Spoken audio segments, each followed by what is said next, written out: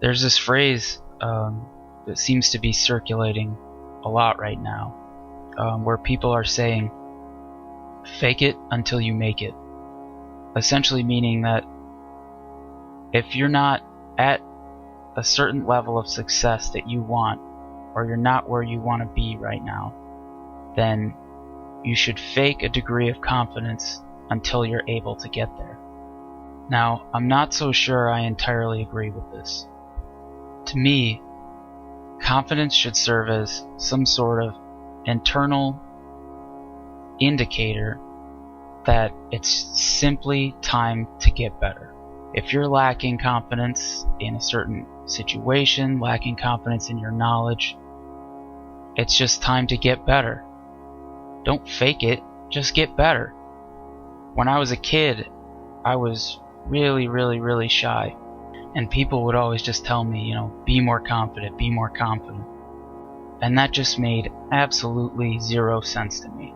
How am I supposed to be confident about something and just fake it? How am I supposed to fake that? In my experience, people are very good at telling the difference between true confidence and bravado.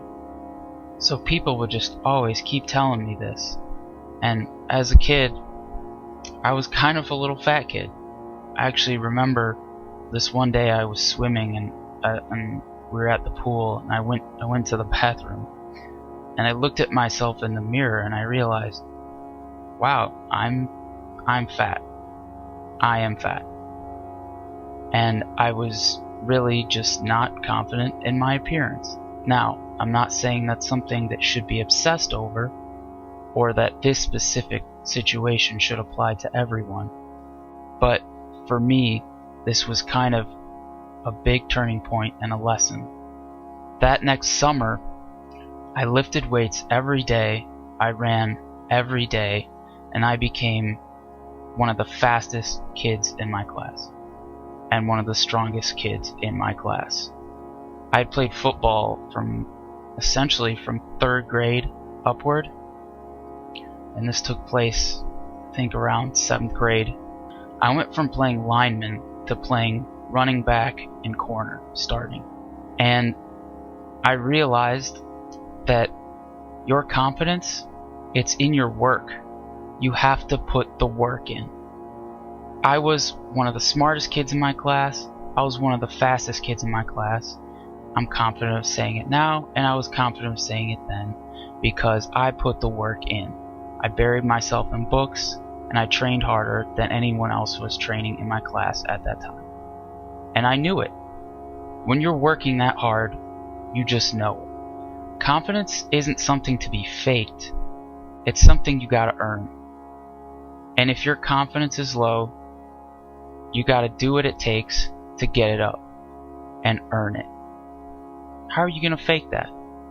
You simply can't fake that degree of work. Now, the other thing I want to say about confidence is that I kind of continued that pattern, and I just obsessed with working out, with being smart, with just being better and better and better. And to some extent, that made me less confident, because I was literally just trying to be, the best looking person in the world, the smartest person in the world. Now, the second aspect of confidence that you have to realize is that one of the most important things is that you don't have to be perfect to be confident.